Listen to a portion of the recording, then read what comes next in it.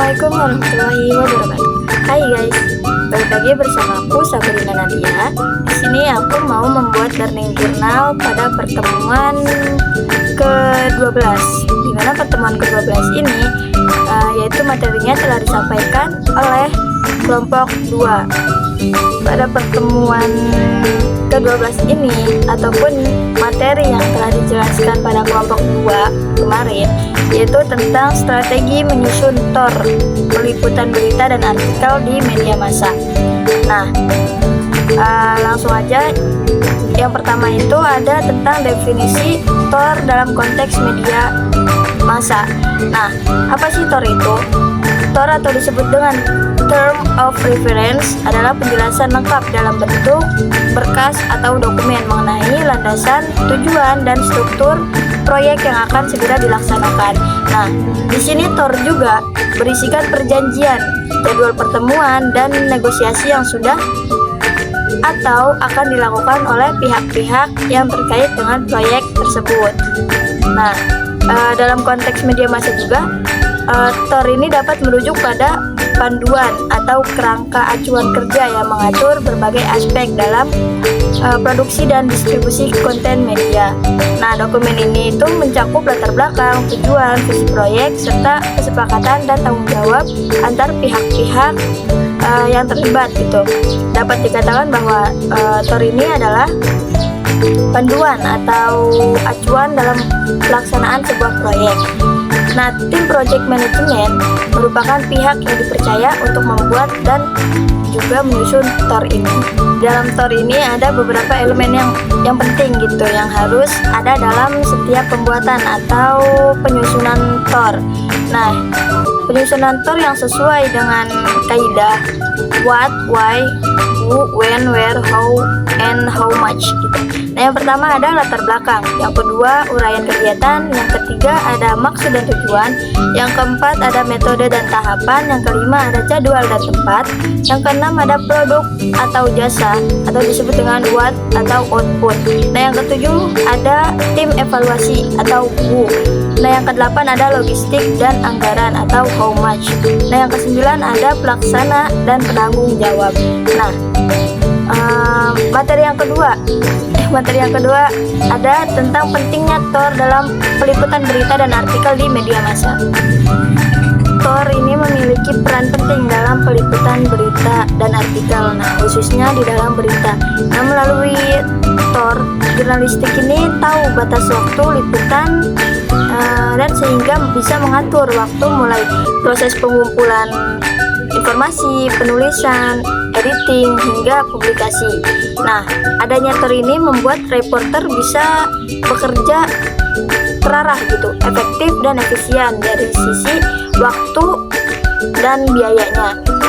Nah, di sini terdapat beberapa tujuan dasar yang menjadi salah satu landasan dalam penyusunan dan pembuatan TOR. Nah, intinya tujuan di sini ditetapkan supaya nantinya ketika proyek dilaksanakan tidak akan ditemukan adanya ketidaksesuaian kondisi gitu yang ada di lapangan dengan yang telah direncanakan. Nah, di sini ada beberapa tujuan kerangka acuan kerjanya. Yang pertama ada mencegah adanya ketidaksesuaian kondisi lapangan saat proyek berjalan. Yang kedua ada dasar rencana suatu proyek. Yang ketiga ada sarana bagi atasan untuk mengendalikan kinerja karyawannya. Nah, yang keempat ada acuan perhitungan auditing bagi pihak manajemen dan divisi keuangan. Yang kelima ada bahan penilaian kualifikasi suatu proyek. Nah, materi yang ketiga ada tentang proses penyusunan TOR berita di media massa. Dalam proses penyusunan TOR berita di media massa, yang pertama itu ada langkah menyusun TOR untuk berita di media massa. Nah, langkah-langkahnya ini ada 10 poin gitu. Yang pertama ada topik, yang kedua ada latar belakang masalah, yang ketiga ada angle atau sudut pandang, Yang keempat ada pembagian tulisan. Yang kelima ada narasumber untuk setiap tulisan. Yang keenam ada daftar pertanyaan untuk setiap narasumbernya. Yang ketujuh ada data atau dokumen dan hasil riset.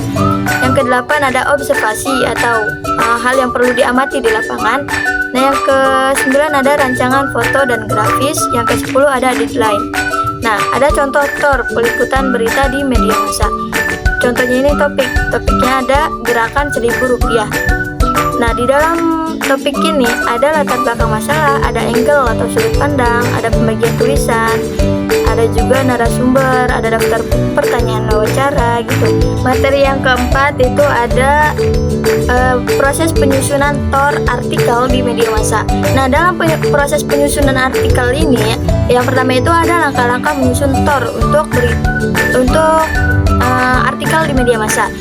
Nah, yang pertama ada topik atau tema liputan, yang kedua latar masalah, yang ketiga ada sudut pandang atau angle, yang keempat ada daftar narasumber, yang kelima ada daftar pertanyaan untuk masing-masing narasumber, yang keenam ada lokasi liputan, yang ketujuh ada foto atau video yang dibutuhkan, yang kedelapan ada data yang dibutuhkan.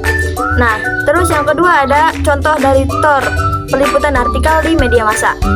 Nah, yang pertama itu ada topik dan tema liputannya. Topiknya itu peluncuran program vaksinasi COVID-19 di daerah Serang. Itu topiknya.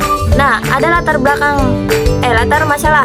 Latar masalahnya ini tingginya angka kasus COVID-19 di daerah Serang memerlukan perhatian khusus terhadap program vaksinasi. Itu latar masalahnya. Yang ketiga ada sudut berita atau angle-nya. Nah, sudut berita tentang keberhasilan program vaksinasi di kalangan lansia di daerah Serang.